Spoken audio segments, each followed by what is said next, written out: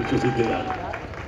ഇവിടെ നിൽക്കുമ്പോൾ എൻ്റെ വലിയ സമ്മേളനത്തിലേക്ക് കടന്നു വന്ന ബഹുമാനിരായ കോൺഗ്രസിൻ്റെ സഹോദരിമാർ, സഹോദരന്മാർ, സുഹൃത്തുക്കൾ, KSU പ്രവർത്തകർ, യൂത്ത് കോൺഗ്രസ് പ്രവർത്തകർ, INTUC പ്രവർത്തകർ, പ്രവാസി കോൺഗ്രസുകാർ എല്ലാവരെയും ഞാൻ അഭിവാദ്യം ചെയ്യുന്നു. അവരെ മാത്രമല്ല, ആവേശോജ്ജലമായ ഈ സമ്മേളനം ഈ വേദിയിലേക്ക് കടന്നു വന്നപ്പോൾ ഐക്യദാർഢ്യം പ്രകടിപ്പിക്കാനും അഭിവാദ്യം ചെയ്യാനും ഇവിടെ തടിച്ചുകൂടിയ ഇന്ത്യൻ യൂണിയൻ മുസ്ലിം ലീഗിൻ്റെ ബഹുമാനപ്പെട്ട സഹപ്രവർത്തകന്മാരെ ഞാൻ പ്രതിവാദം ചെയ്യുന്നു. അവർക്കും എൻ്റെ ആശംസകൾ നൽകുന്നു. ഇവിടെ നിൽക്കുമ്പോൾ എൻ്റെ മനസ്സിലും മുന്നിലിരിക്കുന്നവരെക്കാൾ കൂടുതൽ എൻ്റെ മനസ്സിൽ നമ്മുടെ പ്രിയപ്പെട്ട മുസ്തഫയാണ്. ഞങ്ങൾ ഒരുമിച്ച് പ്രവർത്തിച്ചവരാണ്, ഒരുമിച്ച് കൂട്ടുകൂടിയവരാണ്, ഒരുമിച്ച് നടന്നവരാണ്. ഈ പ്രദേശത്തെ ഇന്ത്യൻ നാഷണൽ കോൺഗ്രസിൻ്റെ ശബ്ദവും ശക്തിയും സംഘടനയും അദ്ദേഹമായിരുന്നു. എൻ്റെ പ്രിയപ്പെട്ട സഹപ്രവർത്തകന്മാർ ഈ മഹത്തായ പ്രകടനം ഈ വേദിയിലേക്ക് കടന്നു വന്നപ്പോൾ വിളിച്ചൊരു മുദ്രാവാക്യമുണ്ട്. മുസ്തഫ തുടങ്ങിവെച്ച, മുസ്തഫ നേതൃത്വം കൊടുത്ത ഇന്ത്യൻ നാഷണൽ കോൺഗ്രസ് ശക്തിയോടുകൂടി മുന്നോട്ട് പോകും എന്ന പ്രതിജ്ഞ എടുത്തുകൊണ്ടാണ് ഈ സമ്മേളനം ആരംഭിക്കുന്നത്. ഞാൻ അഭിമാനത്തോടു കൂടി പറയുന്നു, ഇടവണ്ണ ഇന്ത്യൻ നാഷണൽ കോൺഗ്രസിന് മുസ്തഫയെ ഒരിക്കലും മറക്കാൻ കഴിയില്ല.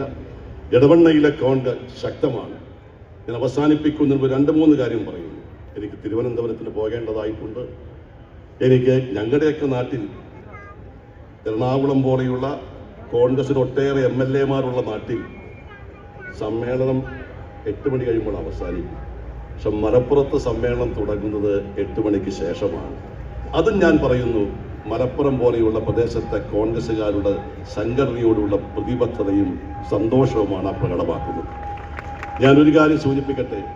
നമ്മുടെ പാർട്ടി കോൺഗ്രസ് പാർട്ടി, ആ കോൺഗ്രസ് പാർട്ടി അതിനെ നശിപ്പിക്കാൻ, ആ കോൺഗ്രസിനെ ശക്തമായി എതിർക്കാൻ രാജ്യത്ത് സംഘടിതമായി നീക്കം നടക്കുന്നുണ്ട്.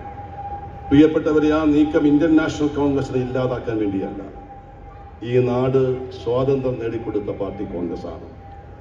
ഈ നാട്ടിൽ മതേതരത്വം ഉണ്ടാക്കിയ പാർട്ടി കോൺഗ്രസ് ആണ്. ഈ നാടിനെ ജനാധിപത്യ മാർഗത്തിലേക്ക് നയിച്ച പാർട്ടി കോൺഗ്രസ് ആണ്. ഈ രാജ്യത്തെ ഏതൊരു പൗരന്റെയും മൗലിക അവകാശത്തെ സംരക്ഷിക്കുന്നതിന് വേണ്ടി, അവന്റെ പൗരാവകാശത്തെ ഉയർത്തിപ്പിടിക്കുന്നതിന് വേണ്ടി നമുക്കെല്ലാം സംരക്ഷണ കവചമായി നിൽക്കുന്ന മഹത്തായ ഇന്ത്യയുടെ ഭരണഘടനയ്ക്ക് രൂപവും ഭാവവും നൽകിയത് ഇന്ത്യൻ നാഷണൽ കോൺഗ്രസ് ആണ്. ഇന്ന് നമ്മുടെ നാട് നേരിടുന്ന വെല്ലുവിളി ഈ രാജ്യത്തിന്റെ മതേതരത്വത്തെ, ഈ രാജ്യത്തിന്റെ ജനാധിപത്യത്തെ, നമ്മുടെ പവിത്രമായ ഭരണഘടനയെ തകർക്കുന്നതിന് വേണ്ടിയുള്ള ശക്തമായ നീക്കമാണ് ഇന്ന് ഭരണകൂട വക്താക്കൾ നടത്തുന്നത്. അവരെന്നും മതേതരത്തിനെതിരായിരുന്നു. അവർ മഹാത്മാഗാന്ധിയെ വെടിവെച്ചു കൊന്ന രാഷ്ട്രീയ പ്രത്യയശാസ്ത്രത്തിന്റെ വക്താക്കളാണ്. അവർ മതേതരത്വത്തിൽ വിശ്വസിക്കാത്ത രാഷ്ട്രീയ പ്രത്യയശാസ്ത്രത്തിന്റെ വക്താക്കളാണ്. അവർ ജനാധിപത്യ മാർഗമല്ലാത്ത ഫാസിസത്തിന്റെ വക്താക്കളാണ്. അവർ ഇന്ത്യയുടെ പവിത്രമായ ഭരണഘടനയെ ഉൾക്കൊള്ളാൻ കഴിയാത്തവരാണ്. അതുകൊണ്ട് അവർ അന്നും ഇന്നും നമ്മളെ എതിർത്തു. പക്ഷെ അന്നും ഇന്നും കോൺഗ്രസ് മുന്നോട്ട് പോയി.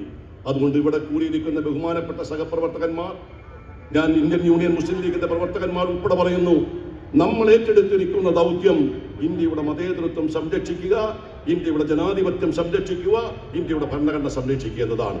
ആ മതേതരത്വവും ജനാധിപത്യവും ഭരണഘടനയും സംരക്ഷിക്കാൻ മോഡിയല്ല, ഏത് വർഗീയ ശക്തികൾ വന്നാലും അവർക്കെതിരെ ശക്തമായ പോരാട്ടം നടത്താനുള്ള ആർജവം ഇന്ത്യൻ നാഷണൽ കോൺഗ്രസ് പ്രകടിപ്പിക്കുമെന്ന കാര്യം സംശയമില്ല.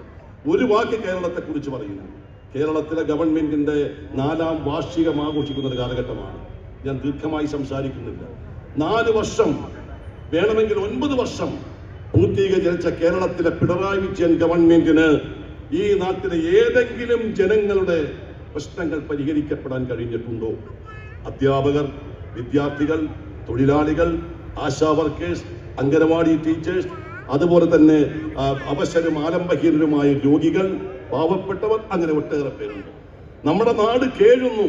പട്ടിക്കടിച്ച് കേരളത്തിൽ മരണപ്പെട്ടവരുടെ എണ്ണം 130 ആനയും വന്യമൃഗങ്ങളും ആക്രമിച്ച് ജീവൻ വെടിയേണ്ടി വന്നവരുടെ എണ്ണം 1000-ലധികമാണ്.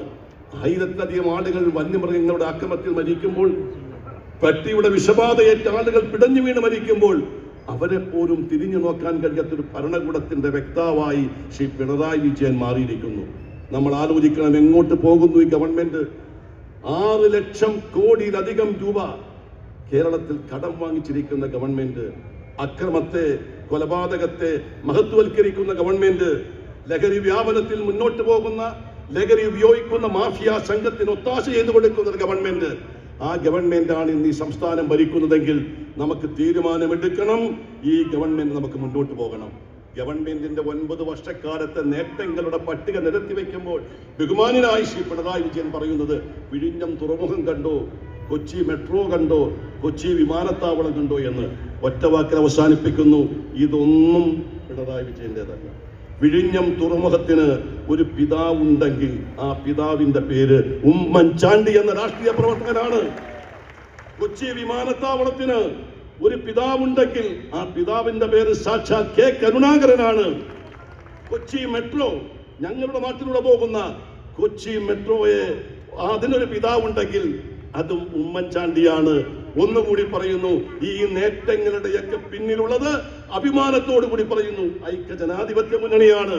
ആ ഐക്യജനാധിപത്യ മുന്നണിയെയും കോൺഗ്രസിനെയും തകർക്കാൻ പിണറായി വിജയനും അപ്പുറത്ത് ഇന്ത്യൻ നാഷണൽ കോൺഗ്രസിനെ തകർക്കാൻ മോഡിയും വർഗീയതയും മുന്നോട്ട് വന്നാൽ അവരെ ഈ നാട്ടിൽ നിന്നും കെട്ടുകെട്ടിക്കുന്ന രാഷ്ട്രീയത്തിൽ നമുക്ക് മുന്നോട്ട് വരണം. വരാൻ പോകുന്നു പഞ്ചായത്ത് തിരഞ്ഞെടുപ്പ്, അതിനുശേഷം വരാൻ പോകുന്നു അസംബ്ലി തെരഞ്ഞെടുപ്പ്. പ്രിയപ്പെട്ടവരെ, ഇന്ന് ഉത്സാഹത്തോടു കൂടി ജാഥയിൽ പങ്കെടുത്തവർ എടുക്കാൻ പോകുന്ന തീരുമാനം അടിച്ചിറക്കണം പിണറായി വിജയന് കേരളത്തിന്റെ അധികാര കസേരയിൽ നിന്നും. അതിനുള്ള ആവേശമായി ഉത്തേജനമായി മാറട്ടെ. കരീമിനോട് പറയുന്നു, ഞാൻ നമ്മുടെ മണ്ഡലം ബസിനോട് പറയുന്നു, കേരളത്തിൽ ഒട്ടേറെ സ്ഥലങ്ങളിൽ കോൺഗ്രസിന്റെ യോഗവുമായി ബന്ധപ്പെട്ടു പോകുമ്പോൾ അവിടെയെല്ലാം ഞാൻ സൂചിപ്പിക്കുന്നത് ഇടവണ്ണ പോലെ നിങ്ങൾക്ക് പ്രവർത്തിക്കാൻ കഴിയണം. ഇതൊരു മാതൃകയാണെന്ന് അവരെ അറിയിക്കുമെന്ന് പറഞ്ഞുകൊണ്ട് എല്ലാവരുടെയും അനുവാദത്തോടു കൂടി, ക്ഷമാപണത്തോടു കൂടി ഈ പരിപാടി ഉദ്ഘാടനം അറിയിച്ചുകൊണ്ട് ഞാൻ